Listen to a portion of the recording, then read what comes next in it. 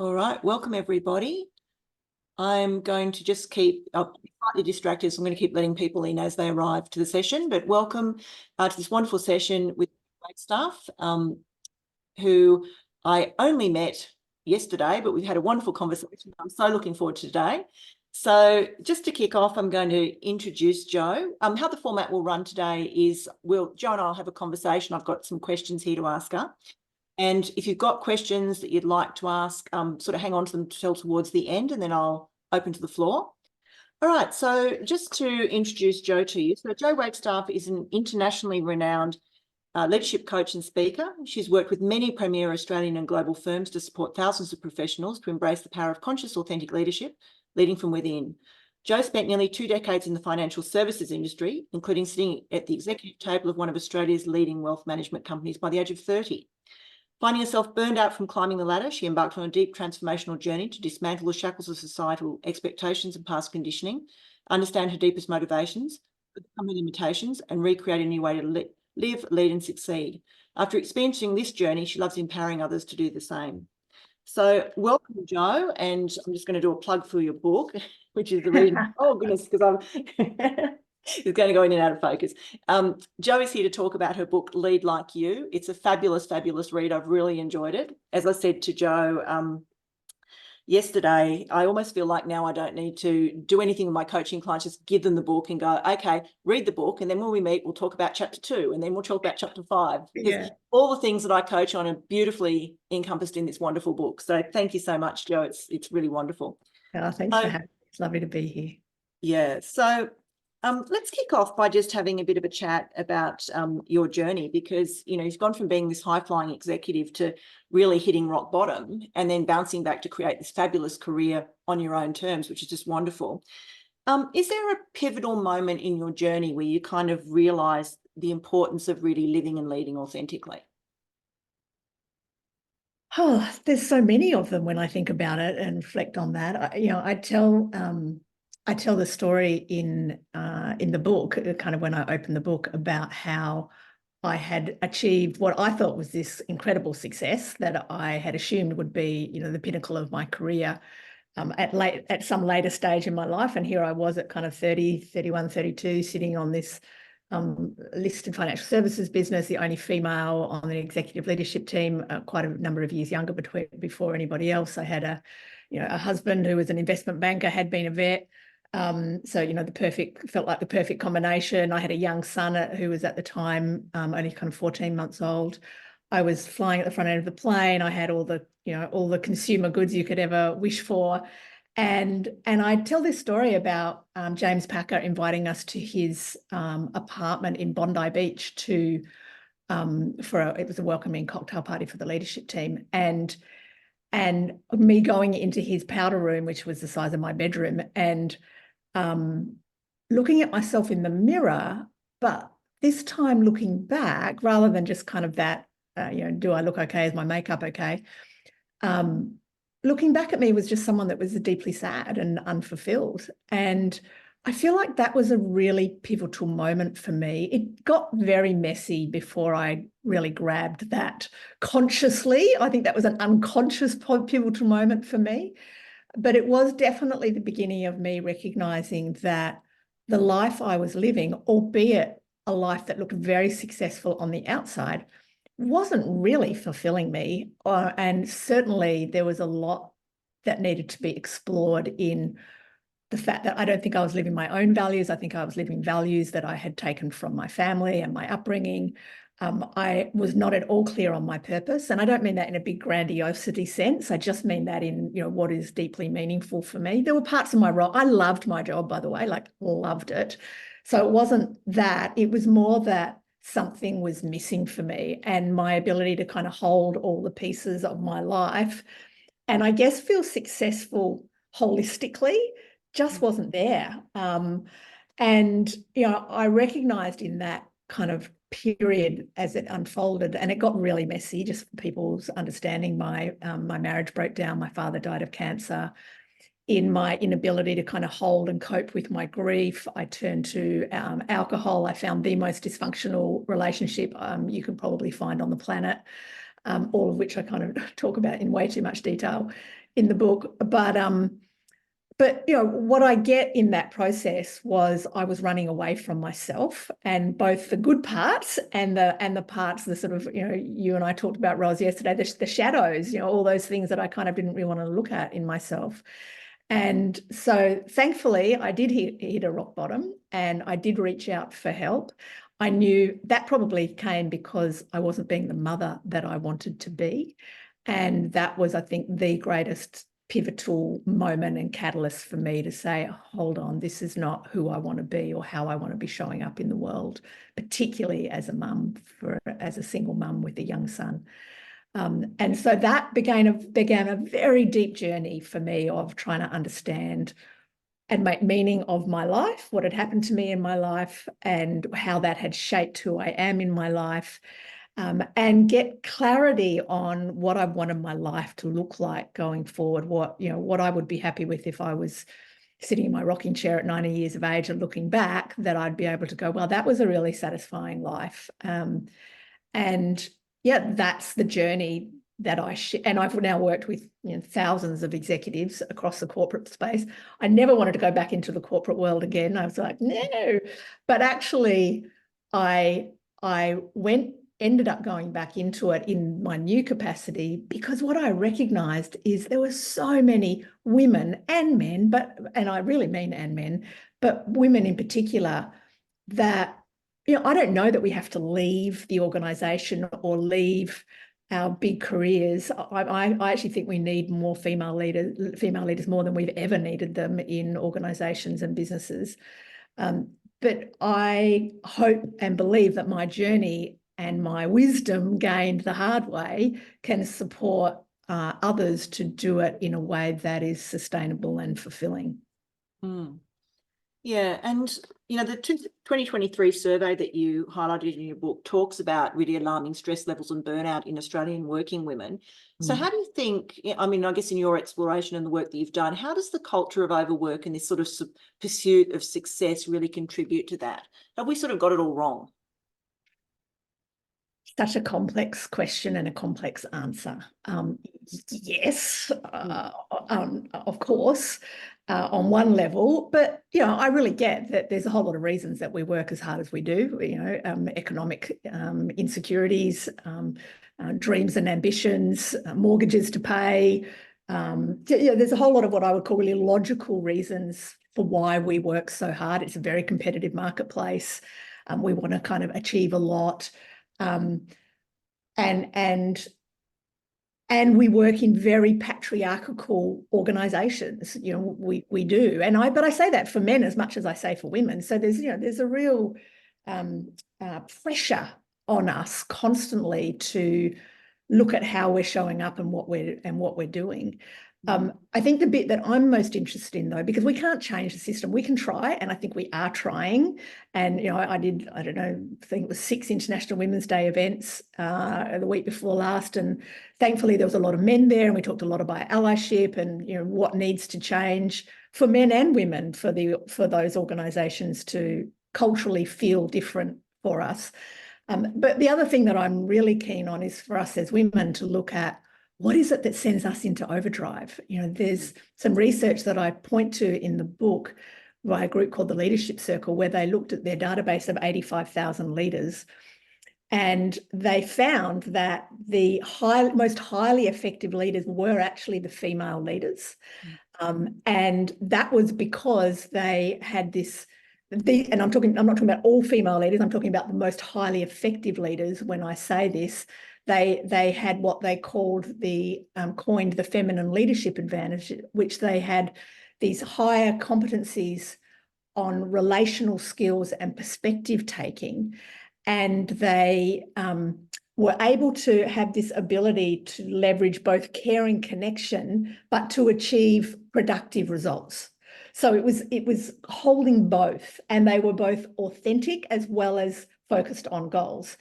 But interestingly, I mean, there's lots of great data in that, but interestingly, what I saw also, or what the findings were, was that these women who were the most highly effective leaders, so extremely good at what they did, they viewed themselves, they were with a lot more self-doubt than what their male counterparts did, substantially so. But they also, their two biggest kind of liabilities, or you like, or limitations, were that they overplayed to drivenness and to perfectionism. So women in general needed to be the best they could be, the best of the best. And I get where that comes from. I think that comes from a culture that's told us that that's the only way we're going to get ahead. And some would argue that in some organisations, it may be the only way that you're going to go ahead. But I've now worked with hundreds and hundreds of women who, when they have questioned that underlying assumption and belief in themselves, when they have started to hold boundaries, started to get clearer on what's okay and not okay for them, started to be more authentic, to find their voice, haven't had to leave the organisation, or haven't, have found literally a whole new way of succeeding that was both sustainable, but also, perhaps most importantly, fulfilling and enjoyable. And that's what I've found in my work with senior leaders and, women in general, is this thing of, once we stop trying to force ourselves to lead in that sort of patriarchal, male-focused way, that sort of the push too hard, the imposter syndrome, the perfectionism, the work twice as hard as we need to prove ourselves, women become much more successful. And I've had women say to me, I fell back in love with my job all over again, which is wonderful. Yeah, totally. So you talk about in the book women needing to define success on their own terms, whatever that looks like in their career and also in their life. So I'm just curious about, how do you personally define success for you, and how's that evolved over time?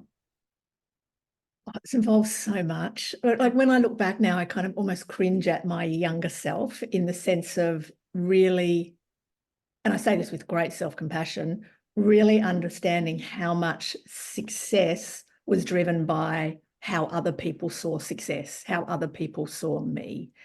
I remember when I first left my corporate, and this is going to sound exaggerated, but it seriously isn't, my big corporate career, the fact that I didn't have a business card that had this really important role on it, the fact that I didn't work for this really big brand. I ended up selling my BMW at the time and buying a little car. There was a whole lot of stuff that happened with money in terms of the crash. And I felt like I'd lost my right arm. Like, my identity was so wrapped up in how the world saw me. I didn't know that at the time, and it's taken a lot to kind of unpack it for me. But it was interesting. I was recently working with a client who we'll call Susan, and she's a very successful executive. She's got 3 young kids. She's got a husband that's got his own business. And I asked her, what is your definition of success? And she said, oh, I have no, life success. And she said, I have no idea. I've never thought about life success. I've thought about work success. I've got very clear goals. I know absolutely where I'm going. She's in like overdrive. And she said, but I've never thought about it. And then she stopped and she said to me, I think what I most want is, I want my kids to really like me. I want a really lovely relationship with my husband. I want to feel like I've got a fulfilling career. Like, I want to feel fulfilled in the work that I do. I want to feel like it's enough, like I'm enough, and I've got this kind of life and it's enough. And then I said to her, well, are you living in alignment with that? Like, are you creating the space for all those things? And she said, not in the slightest. Like, literally her whole life was wrapped around, and she was going through a lot of stuff at work. But her whole life and her whole nervous system was in angst over the work and what she was needing to achieve and what she was trying to get done. And it's been a really important and big journey for her to understand that the success that she craves actually is not what she's going after, or not the actions that she's taken. So for me now, success for me is unquestionably fulfilling work. I still have a mortgage. I still need to pay bills. So I feel that tension between working really hard or getting the next kind of gig, or with that of focusing on kind of passion and purpose and holding the vision and keeping on showing up and keeping on taking actions and learning to get my nervous system to rest and trust that all is unfolding as it is meant to unfold. Mm. You mentioned giving your nervous system a rest and, achieving exceptional results at work balanced with that, how do we look after ourselves? So what would you suggest to somebody? So say you start working with a client who's in that sort of pushed overdrive, everything's insane, like your client Susan, I've got all my goals at work, but haven't even thought about life outside of work. What are the sort of steps that you would take somebody through to help them start working more sustainably? Yeah. And, she was horrified when I said to her, the first step is I want you to slow down. And you could kind of feel everything in her go, oh, what do you mean by that? Because it's so counterintuitive. We've got a lot to go. There's a lot going on. I've got a lot of pressure. I've got to speed up. And so, but I did notice in that moment as well, her shoulders drop and a sense of, okay, there's something in this, like she could feel it in her body. And so, I start really simply to begin with. It's like, what is, depending on your life, and everybody's life's different, and what we have to manage in our lives is really important. As I said, she's got 3 kids under 7, so she hasn't got a lot of sort of spare time. But she made some agreements with her husband around what days she would get up and exercise and go and not exercise to lose weight or manage how she looks, exercise for her nervous system, because she's very highly anxious and she needed to move. And so she needed a lot more movement in her life to help kind of manage that excess anxiety. So she's now got kind of really set routines around movement for her. She does walking meetings. So she'll, if she's got certain meetings during the day, she'll go out and she'll walk and talk while she's doing that, or just listen if she's listening into a global meeting at a different time zone. She started meditating, and that's, only just for a few minutes every morning. I've got a kind of a meditation that I've kind of sent her that she just kind of listens to. And again, it's about setting herself up well for the day ahead. She gets really clear on her top 3 priorities for the day rather than the 20. And there will, we all have these like a fire hydrant that sort of turns on at a certain time during the day when the emergencies start, the urgency versus the important starts. Really holding strong boundaries around when she's available and when she's not available. That was the biggest game changer for her. She's always available to everyone anytime. And so really getting clear on when she is and isn't. And these are boundaries, which means they're flexible. Yeah. So that not every day. There's some days that she does need to be available at certain times. There's other days she absolutely does not need to be available at certain times. The other thing she did is reached out to a couple of other women. This was in one organisation that I was working with that had really strong, I'd been previously working with, and had really put strong kind of boundaries and well-being commitments in place for themselves. And that I think that really helps us to know that we're not alone in this, that there's a community or a coach, someone that is really kind of helping you to work out what you need. I do think it's quite individual, but I think there's some really basic things that we all, I think, know around sleep, around self-care. And what I have learned is we innately, if I was to ask each of you to sort of stop, get quiet, and really ask yourself what you need on a daily basis to be at your best, you would know, like we know what each of us needs. Some of us, it's connection with others. Some of us, it's more quiet time. Some of it's more exercise. Some of it's more sleep. But I think we deeply know, it's just we often have all these stories, which are really valid and hard, as to why we can't do that. There's always someone else or something else that is more important. And as cliched as it is, that story of getting on the aeroplane and putting your oxygen mask on before you help somebody else with an oxygen mask is, I have learnt the hard way that if I don't put myself first, including my emotional well-being, my mental well-being, and my physical well-being, then I'm just not as good at what I do for a job. I'm not as good as a parent, as a partner, as a friend. So, you know, again, it's such a cliche, but filling our own tank up has to be the number one thing. Absolutely. Now we talk about overcoming self-doubt, and this is something that crops up quite a lot for the women that I coach. And, you know, it certainly seems to be an innate trait for a lot of women leaders, this imposter syndrome, self-doubt, feeling like they have to prove themselves a lot. Have you got any practical strategies for people to overcome that and recognise their own effectiveness? I think the first thing for me is to become very aware of it, because I've noticed in the work that I do, both with my own personal work and with others, that sometimes we try to avoid it. It's almost like we're like, oh no, I don't have self-doubt. I'm going to push my self-doubt away.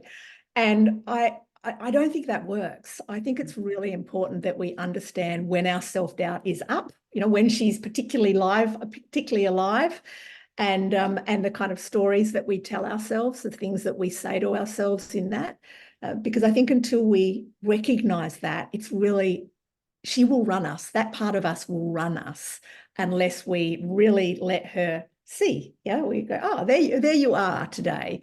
You know, and for me, when I do a meditation in the morning or just check in with myself in the morning, you know, part of a meditation is not necessarily to get still. It's to go, well, what state am I in? Am I particularly anxious today? What have I got running today? What are the voices in my head telling me? What is my self-doubt telling me? And it's the self-awareness that then brings a level of self-acceptance. So understanding where this comes from in us. How could we not have self-doubt, you know, for the way that for the societies that we have grown up in and the cultures that we work in? How could we not kind of have self-doubt unless we've been very well parented? And I say that with no disrespect to parents, but you know, we often weren't taught we were often taught to earn our worth rather than know that our worth is innately within us. So awareness, acceptance, and then I think the really big thing for me is purposeful action. So I do not let my self-doubt make any decisions. She is just not invited to the table to make any decisions. And the more I give her a little bit of attention or acknowledgement or understanding that, yep, my self-doubt is well and truly there. Today, I'm feeling really anxious about, you know, this interview I'm about to do or whatever it is. The more that kind of more adult part of me, the part of me that's not run by self-doubt, comes on board, and I can make decisions and I can say yes to things that may terrify me, but are really just uncomfortable, but are going to provide enormous opportunity for me. Or I can say no, because often it's trying to understand which one is which. I can say no to those things that I'm not doing from the right place. I love that idea that, you know, that self-doubt shows up, but we just don't invite it to the table. It's like acknowledge it's there, recognise where it comes from, and then take action associated with it, which is lovely. That's that meta change process, awareness, acceptance, action, which is a beautiful takeaway.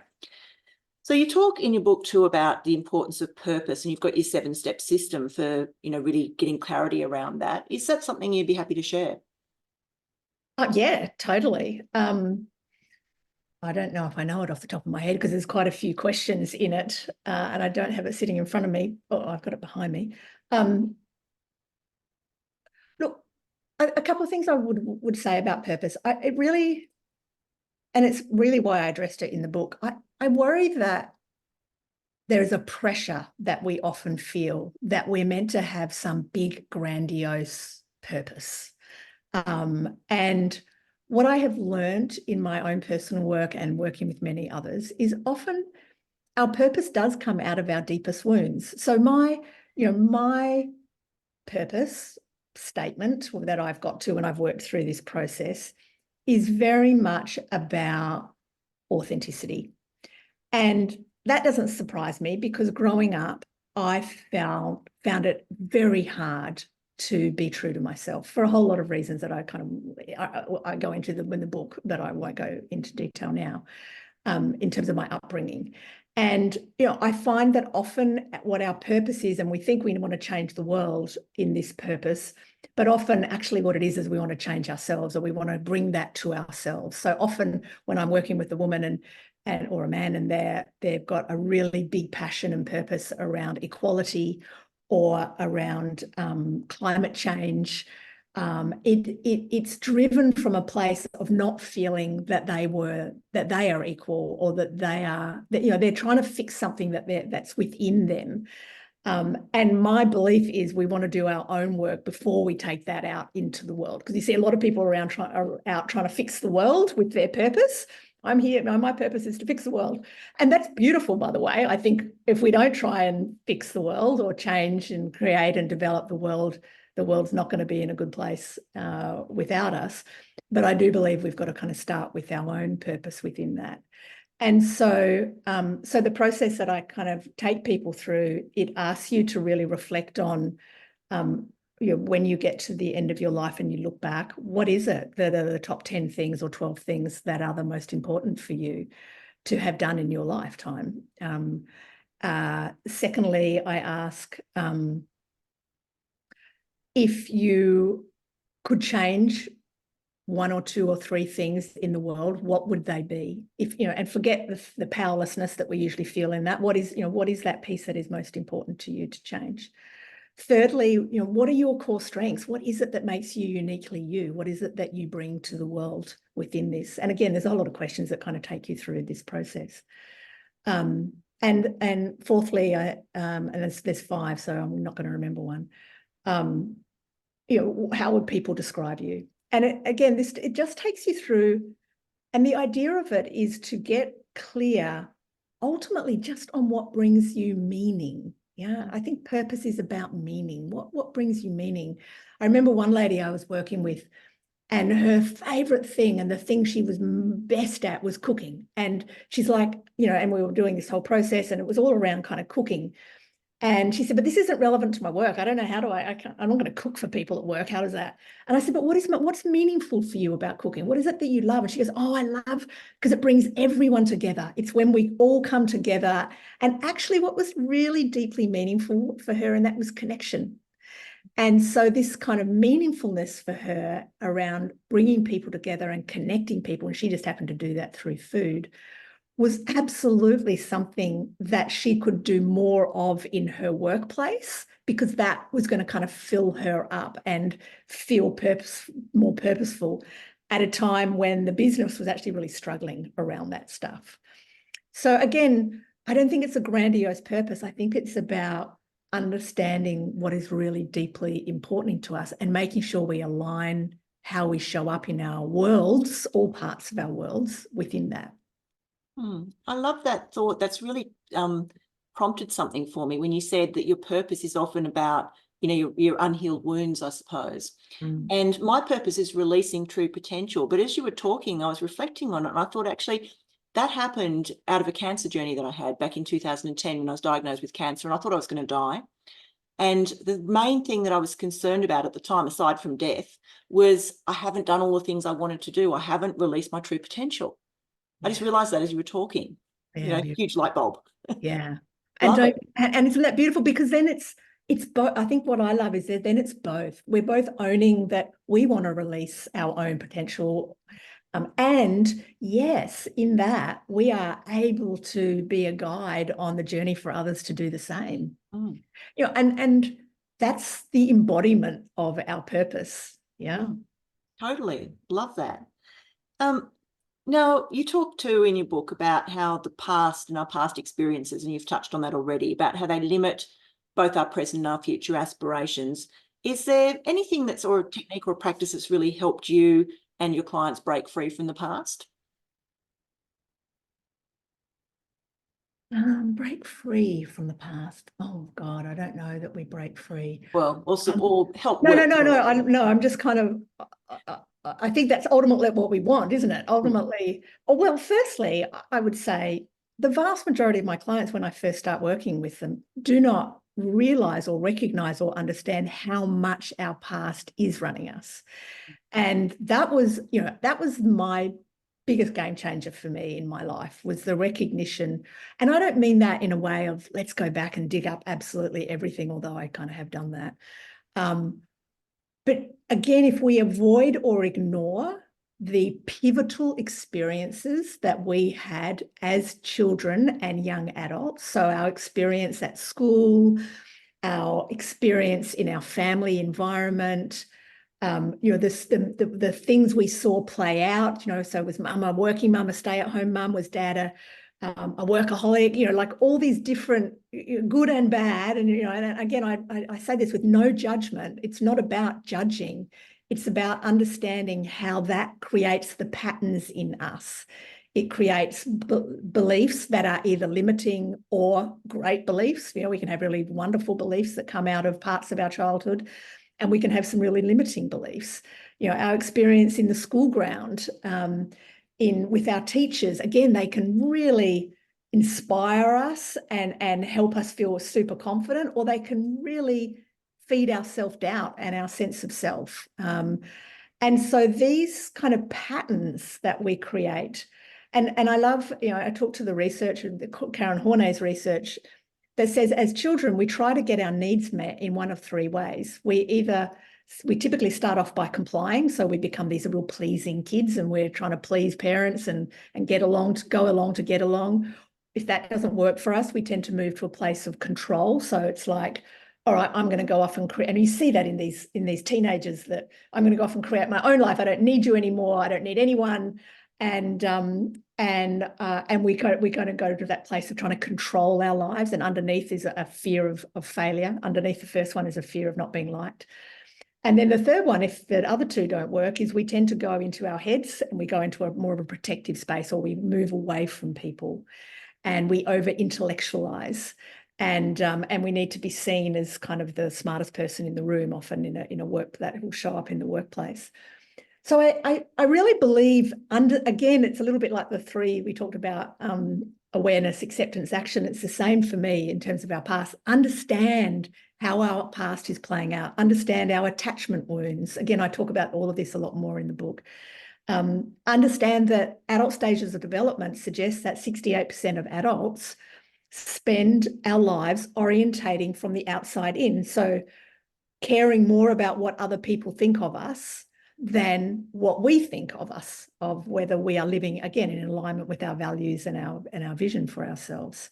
So, it's kind of like, how could we not find it difficult to be authentic? How could we not find it difficult to be kind of trapped by our history? And again, that same recipe for me is deep awareness of understanding what's limiting us, acceptance and understanding and meaning making of that.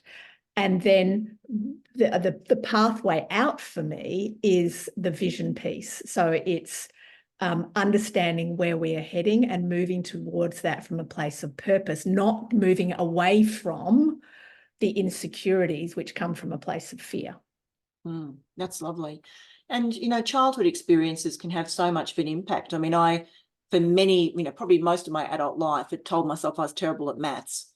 And I traced it back to being in grade 4. And we lived in England when I was a little kid, and we moved back to Australia. And in between, we spent 6 months travelling around Europe in a VW combi van. So I was a child of the 70s, homeschooled in a VW combi van.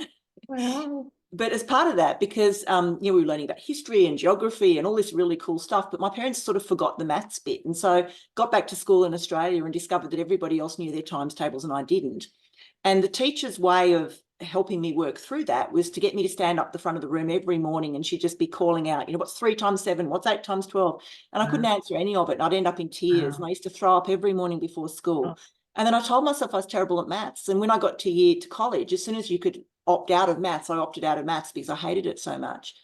And when I look back on it, that's what it was all about. It had nothing to do with my actual ability to do maths. It was about how I felt about it. Totally. And, there's little things like that can have such a big impact on you as you work your way through your life.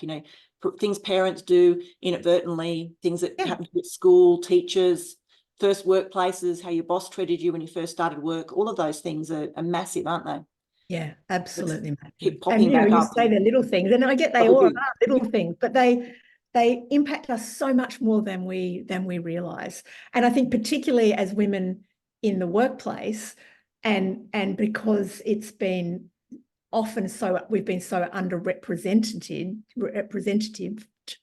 represented.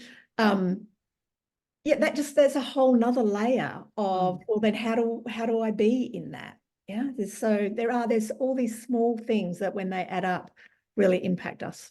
And I find too that for a lot of women in the workplace, particularly if they work in male-dominated environments, they've got no good female role models of what, female leaders look like.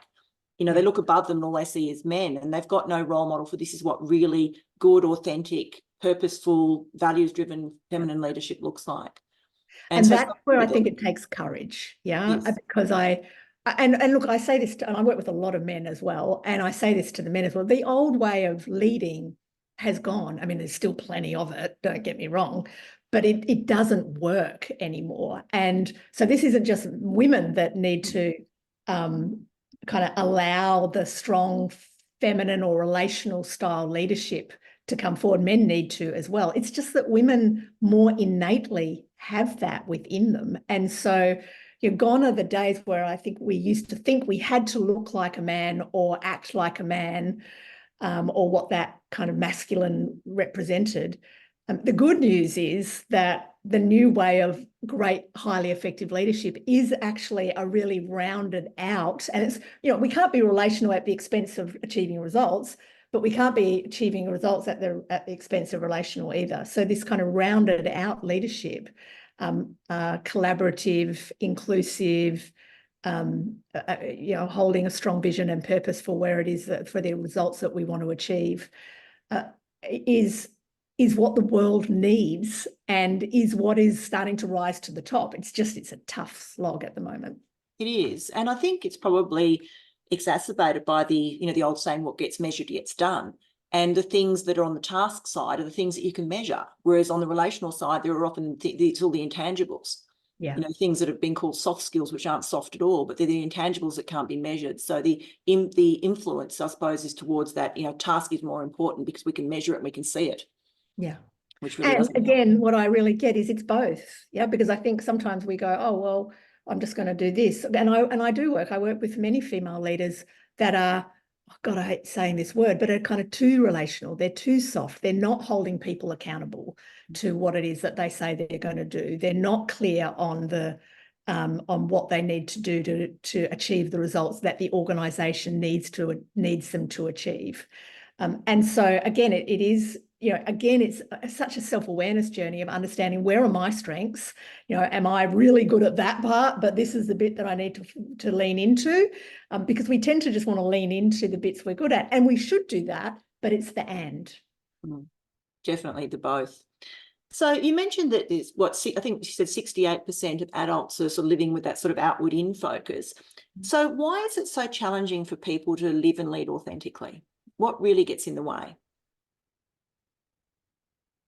Well, I mean, that's just one piece. So, again, what I've come to believe is, how could it not be challenging to live or lead authentically? Because I think the human condition is such, and this is, speaking again to the adult stage of the development piece, the human condition is such that we are conditioned to want to fit in. And that's always been the case. And we needed to when we were out in the savannas and we were living in communities. We had to learn to work with each other and be with each other in that. But it's come to an extent now when you add sort of social media into it, you add advertising in terms of what is the perfect person, what is the perfect relationship, what is the perfect woman, what is the perfect mother, there's such pressure to achieve or look like what the world paints for us.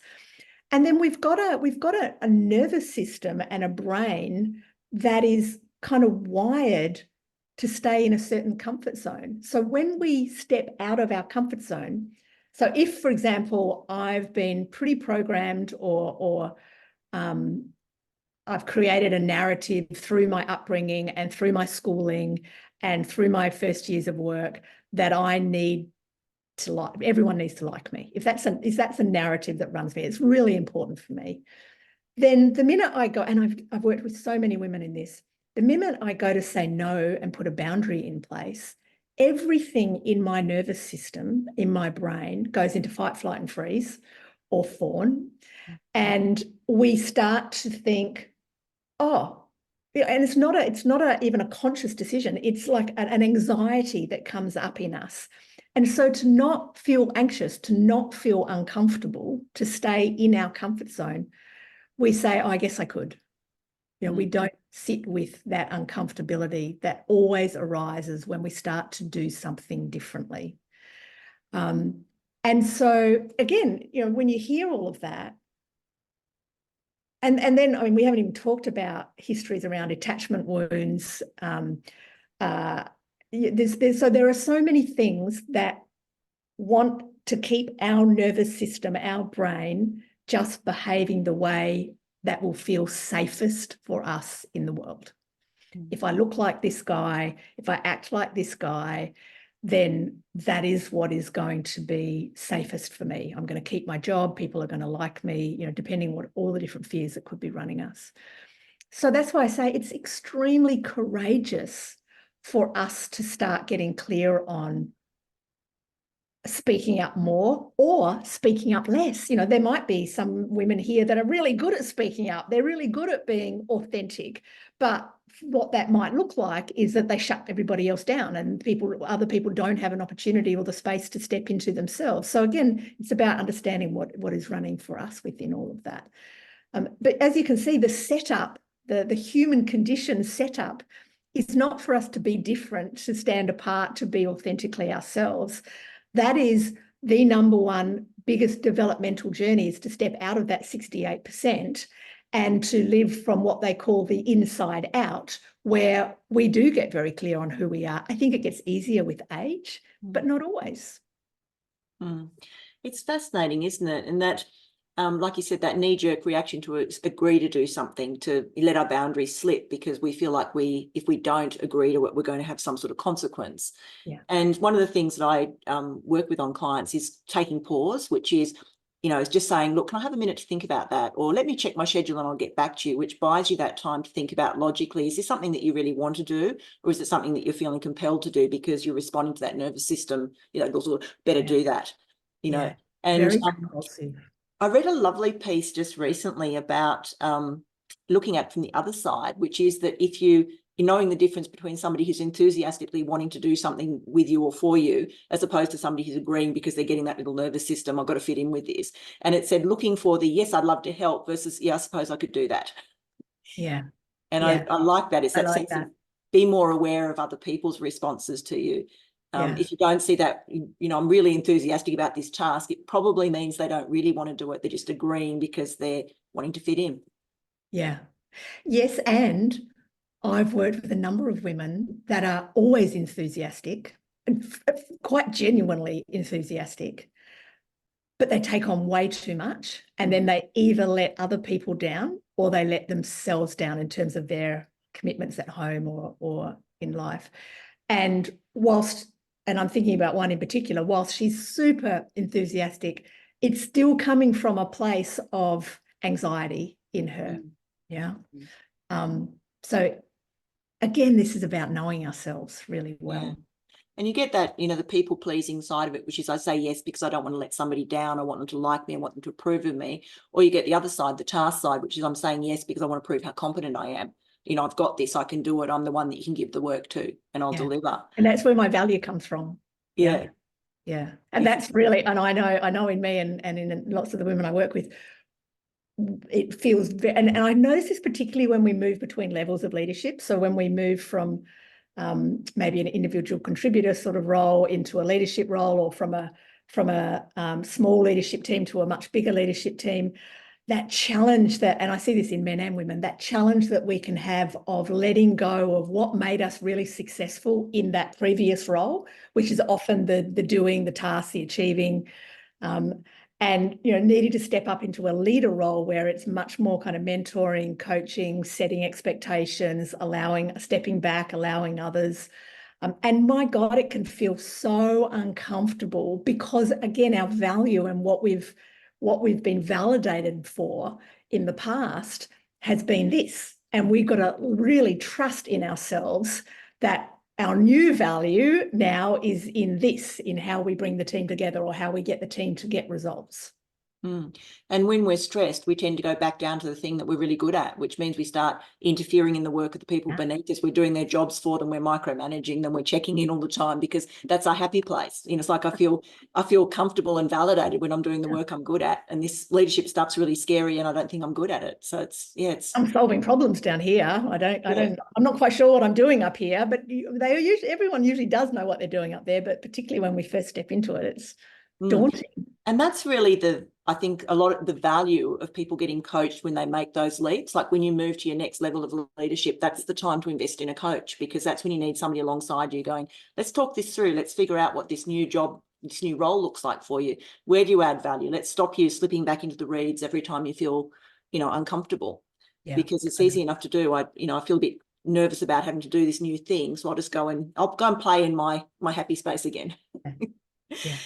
So, that sort of idea of boundaries, like it's so critically important, this idea that when we say yes to something, we're actually saying no to something else in our life, which is really important. Have you got any tips for setting good boundaries for people who struggle with it? Well, actually, my biggest tip is what you said, probably not surprisingly, given we do very similar work.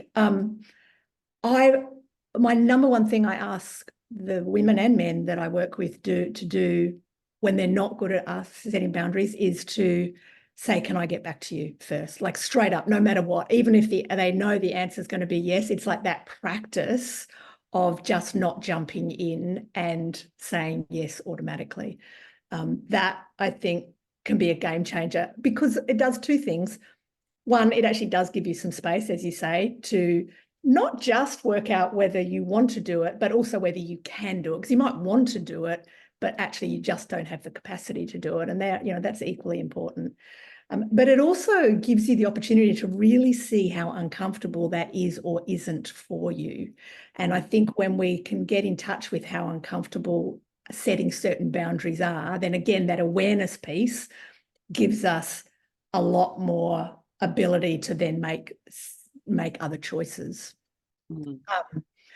The other piece for me, and I've kind of mentioned it already around doing anything that's uncomfortable for us, is really recognizing that when we start putting boundaries in place that we haven't put in place before, we will feel uncomfortable. Like it's a guarantee. And in fact, if we don't feel uncomfortable, we're probably not at the edge there. We're probably not setting new boundaries. They might just be, and it doesn't mean it stays that way. In fact, my experience is it can change very quickly, particularly depending on the response we get back. Again, I've got a client that I work with a lot who's a CFO in a large global organization.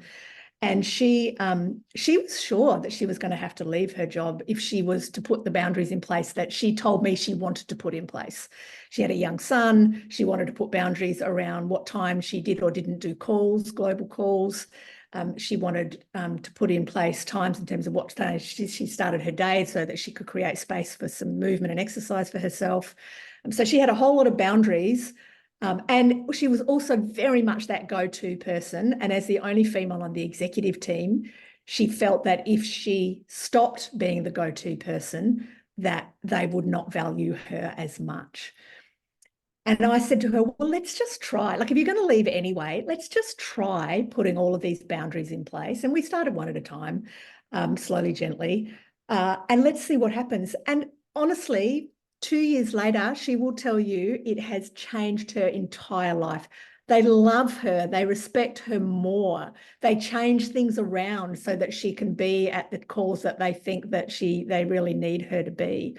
Or, they reschedule things so that they can fit her in when they need her to fit in. So, and I'm not saying that happens all the time. I get, depending on the environment you're in, depending on the team you are in. And I think then the question is, well, if I'm not being respected for what it is and the way I want to work, assuming it's reasonable, and everything she was asking for was very reasonable, then the question is, am I in the right environment? Am I in the environment that allows me to thrive and to be the leader that I want to be and hold the life that I want to live? But again, over and over again, I have seen women transform by kind of putting these boundaries in place. So important, isn't it? All right, I'm going to open up to the floor to see if anyone's got any questions. Just raise your hand if you've got something.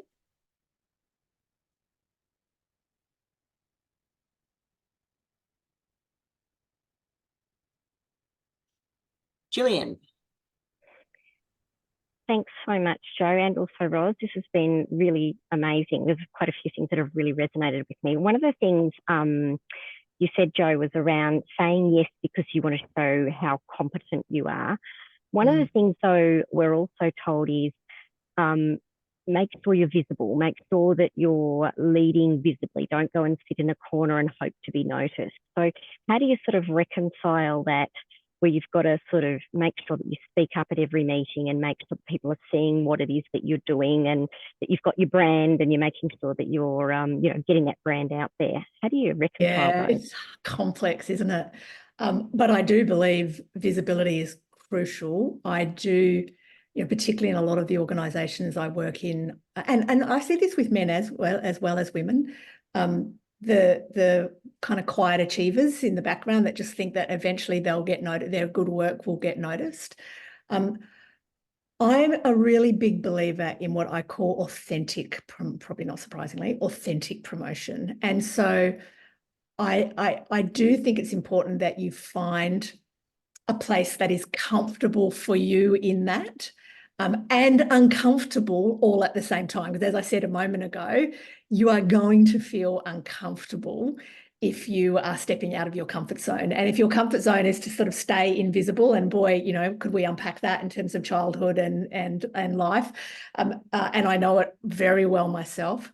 If you're going to if you're going to move out of being kind of the safe place of kind of being the quiet achiever and the invisible one, it will feel really uncomfortable. And I always encourage women to find both the people, the meetings, the topics. So I don't believe speaking for the sake of speaking. What I'm most curious about is if you're in a meeting and you feel like you've got something to add and you're not adding it. That's the bit that I'm kind of interested in.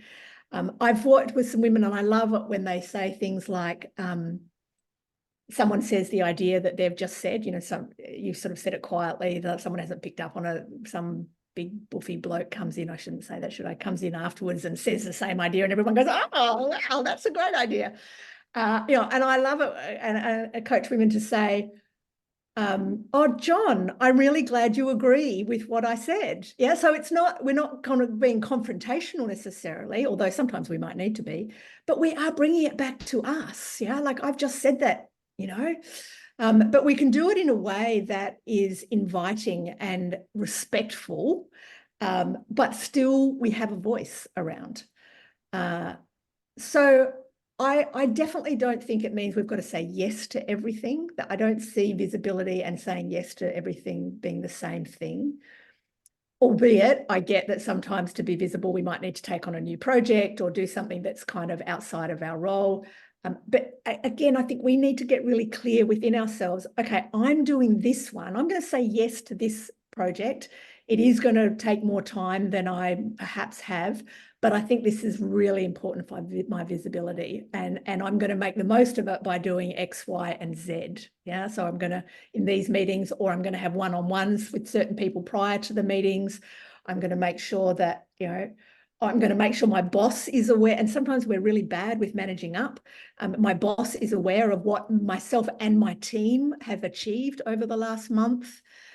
So there's a lot of different ways that we can raise our visibility and our voices without meaning we say yes to everything. Does that make sense? It does. Thank you. Yeah, great. Wonderful. Another question. Kathy. I'm going to ask this on behalf of my daughter because she called me yesterday, and her main thing is that she feels as though her way of perceiving the world and how she saw it from a very young age, she's trying to pigeonhole herself at the moment to this whole ADD thing that's going out in the world at the moment, and she was saying that she just feels it really hard to connect with people, and that in the sense that she feels as though she's wearing one hat at work and another hat at home, and she can't marry the two together. So with this leadership type, what ways would you address that? I would really want to understand how she feels she's behaving in the workplace versus at home, and where we could bring some alignment of the two. Because in my experience, when we live with cognitive dissonance or misalignment of who we are, and don't get me wrong, that doesn't mean we can be inappropriate either emotionally or behaviorally at work. That's not what I mean when I say in alignment with who we are. And again, I would really want to unpack a little more about her journey and what's going on for her in that. But I do, and she might be right. I don't know how old is she? She's 32. Yeah, okay. So she's probably right in that place of who am I? That was kind of when my life started to fall apart. Not that she'll go down my train, I hope. And so that's a rich and wonderful journey for her. Yeah, I would encourage her. I'd encourage her to buy my book, and I don't say that because of buying the book, but you know, to do some exercises and some reflections on again what is meaningful for her and how she brings the two together. Because I see this in a lot of people. If we're doing and behaving and being one person here and one person here, it is a recipe for dissatisfaction in our lives. And so bringing the two together, I think, is very important. Okay, that's interesting, because I said to her that, I said, look, in some instances, especially in the job she is in, she's teaching and she's around teenagers. I said, sometimes it can be good in having that separation, because you don't particularly everyone doesn't need to know who you are in your own personal life, and how much of that do you actually want to bring that in to these kids. Totally agree. You know, we know how horrible teenagers can be at times. Some of them can be really lovely, but there's all these assumptions, and this is what you were talking about. It's like that developmental assumptions of what you develop over the years, and well, if this is the way this person is here, therefore this must be the way she is in her real life, and it doesn't matter, damned if you do, damned if you don't, sort of thing. And don't get me wrong, being authentic doesn't mean we don't have our own internal boundaries and privacy. It's not that we tell authenticity is not we tell everything to everybody at all, or we wear on our heart and our sleeves all the time. Our authenticity is about her understanding what her values are, and when she is teaching, being true to those values. It doesn't mean exposing, especially to teenagers, her most vulnerable pieces of herself. Yeah, like people earn the right to our vulnerability. We don't have to overshare. That doesn't mean we're not being disauthentic or not authentic by not oversharing. That said, you know, I've worked with women and men in the workplace who, you know, there's a leader I'm thinking of whose mother died. She was deeply sad. She noticed she was getting very prickly at work. And she felt that she wanted to say to people, listen, I just need to let you know, my mother passed away a couple of weeks ago. I'm very sad. I'm finding it hard sometimes. And if I need to take myself out of a meeting, I will take myself out of a meeting. And so for her, that felt really real, because she wasn't sharing all of her emotions with everybody, but she was letting people know what was going on for her. But each of those situations is a little bit different depending on the environment that we are in, and depending on, you know, how contained we're feeling around whatever's going on for us. Yeah, and it is interesting you're saying she is at that age that she's in that self-discovery kind of in that early 30s of coming into her prime of her womanhood. And So yeah, I really appreciate your answer. That's really good. It's really helped in how does this actually shape, and I'm trying to put putting myself into how was I at her age as well, and what was happening in that time, and what shaped me to those understandings. So it's what's the word I'm thinking of? It feels like an evolution that we go through as Totally. well, and a It is. stage of our It is a development. stage development. Totally. Mm, Yeah. yeah. All righty, folks, we've had people starting to head off to other meetings, and we've had some lovely things put in the chat saying how much people have enjoyed the session. Was there any last thoughts, Jo, that you'd like to leave us on before we wrap up? Oh, Piece of advice. Yeah, I feel like we feel like we've covered so much. I think Yeah. for me, it is the one thing I always say is create space to reflect on these sorts of conversations and that things we're doing, because again, I don't think we want to be. Bronnie Ware wrote a book called The 5 Regrets of the Dying, and the number one regret was, I wish I had lived a life more true to myself. And so, my encouragement is always to make sure we create space to stop and check if we are living a life true to ourselves, and what that would actually look like for us. Kathy, I imagine that is exactly what's going on for your daughter, but I think we all, often bad things have to happen or difficult things have to happen before we do that. And my encouragement is don't wait for that to happen. Create space to do that in your life. That's actually a wonderful way to finish. That's been fabulous. Jo, I want to thank you so much. You've been great. Again, everybody go buy the book. It's wonderful. I've read it over the weekend, and it's, like I said, it's it's full of little flags where I sort of marked all the things that I want to talk about. So again, thank you so much, Jo, and really appreciate your time. Yeah, thanks. Lovely to see you all. Thank you.